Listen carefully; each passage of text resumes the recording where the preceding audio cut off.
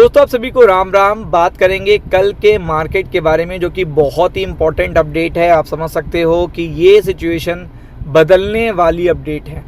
मतलब ये चीज़ क्या कर सकती है, सिचुएशन को पूरी तरीके से बदल सकती है।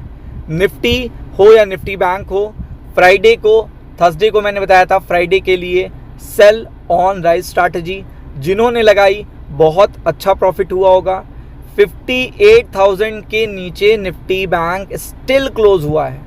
स्टिल मतलब ओपनिंग ग्रीन हो रही है, अच्छी ग्रीन हो रही है, फिर ऊपर से तुरंत देखिएगा निफ्टी बैंक नीचे आ जाता है। तो मैं इसीलिए कहता हूं कि आपको इवेंट पे फोकस करना है। आज जो इवेंट बताने जा रहा हूं वो अगले हफ्ते का ट्रेंडिंग इवेंट रह सकता है, क्योंकि 9 जुलाई तक ईरान हाई अलर्ट पे रहेगा, 9 जुलाई तक।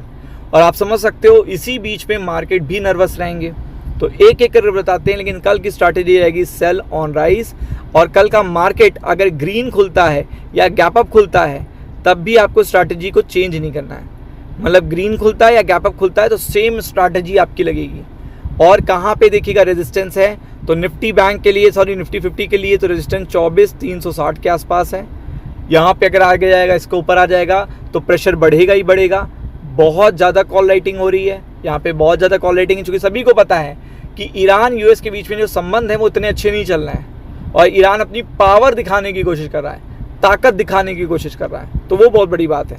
फिर अगर आप बात करेंगे निफ्टी बैंक की, तो निफ्टी बैंक तो आपको पता ही है कि 58 मुझे लगता है 340 बहुत अच्छा रेजिस्टेंस है। लेकिन अगर देखिएगा 58,280 के भी ऊपर निफ्टी बैंक ओपन होता है, गैप अप भी ओपन होता है, तो भी आपको देखिएगा यहाँ पे सेल ऑन राइज स्ट्रैटेजी लगानी है।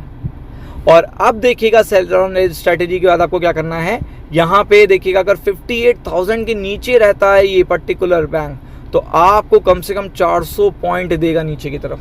अगर ऊपर रहता है तो आपको 250 पॉइंट देगा सेल ऑन राइज स्ट्रैटेजी के बेसिस पे। मतलब 58,280 पे भी खुलता है, 58,280 पे भी खुलता है, तो कम से कम 250 पॉइंट देगा सेल ऑन राइज स्ट्रैटेजी पे। और 58,000 के नीचे ही रहता है तो 400 पॉइंट देगा। तो यहाँ पे आपको ये फोकस करना है। अब बात करते हैं लॉजिक क्या है। लॉजिक सबसे इंपॉर्टेंट होता है, वो समझने की ज़रूरत है आपको। और मैं बार बार कहता हूँ कि गिफ्ट निफ्टी में अभी उतना मोमेंटम नहीं है, यूएस के स्टॉक्स में देखिएगा उतना मोमेंटम नहीं है।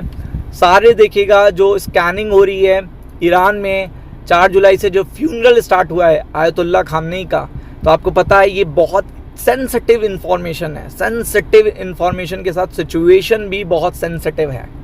मतलब जो सिचुएशन है वो भी बहुत ज़्यादा सेंसिटिव है, ये आपको मान के चलना है।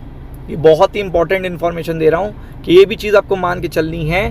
तो इस कारण से देखिएगा ट्रंप या इजराइल से कुछ हो सकता है, सभी कुछ ओवरबॉट जोन में है, तो एनी टाइम देखिएगा गिरेगा। चूँकि अभी भी जो क्रूड ऑयल है वो शांत नहीं हुआ है, वो चीज़ ध्यान नहीं रखेगा। और सबसे बड़ी बात आई है बॉन्ड मार्केट, तो सारे बॉन्ड मार्केट अप हैं, क्योंकि रेट हाइक हो सकता है। इन्फ्लेशन का डेटा, जॉबलेस क्लेम का डेटा, सब कुछ आना है 8 से 9 जुलाई के बीच में। तो आप समझ सकते हो कि इतना सारा डेटा आने वाला हो, और तब जाके अगर आप देखेंगे कि सिचुएशन यहाँ पे ये देखने को मिल रही हो, तो ये बहुत बड़ी बात हो जाती है, बहुत ज़्यादा बड़ी बात हो जाती है। क्योंकि आपको पता है डेटा आने वाला है, इम्पैक्ट पड़ेगा ही पड़ेगा। और आज देखिएगा टेंस सिचुएशन क्यों हो गई है, ये जानना बहुत ज़रूरी है।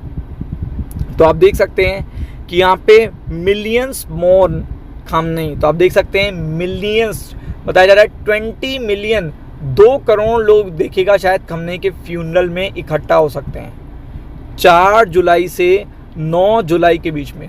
सोच लीजिए ये कितना सटीक मौका है इजराइल के लिए कि वो यहाँ पे टेंस कर दे पूरी सिचुएशन, और जो यूएस और ईरान का MOU है वो ध्वस्त कर दे। अब आप समझ लीजिए इतनी टेंस सिचुएशन है। 30 देश के देखिएगा रिप्रेजेंटेटिव यहाँ पे, और यहाँ पे कंटिन्यू नेतन्याहू से मीटिंग कर रहे हैं ट्रम्प कि ये कोई हमला ना कर दें, क्योंकि ये एसेसिनेशन करना चाहते हैं। अगर आप देखेंगे Donald Trump says neither side will shoot the other during the funeral, मतलब कोई भी साइड देखिएगा एक दूसरे को शूट नहीं करेगी। यानी कि ईरान की जो पर्टिकुलर टॉकिंग्स हैं, यूएस और ईरान का जो टॉक है वो कंटिन्यू होगा सेरेमनी के बाद, यानी कि 9 जुलाई के बाद। और इसी बीच में बताया जा रहा है कि हाई अलर्ट पे ईरान है, कि ईरान के जो टॉप निगोशिएटर हैं उनको इजराइल इसी समय सबके सामने मारना चाहता है, एसेसिनेशन करना चाहता है। अगर ये सिचुएशन आ गई तो बहुत टेंस सिचुएशन हो जाएगी। तो वो एक पैनिक बना रहेगा अगले हफ्ते पूरे 9 जुलाई तक, उसके लिए प्रिपेयर्ड रहिएगा। वीडियो अगर अच्छा लगा है तो लाइक शेयर सब्सक्राइब करिएगा। राम राम।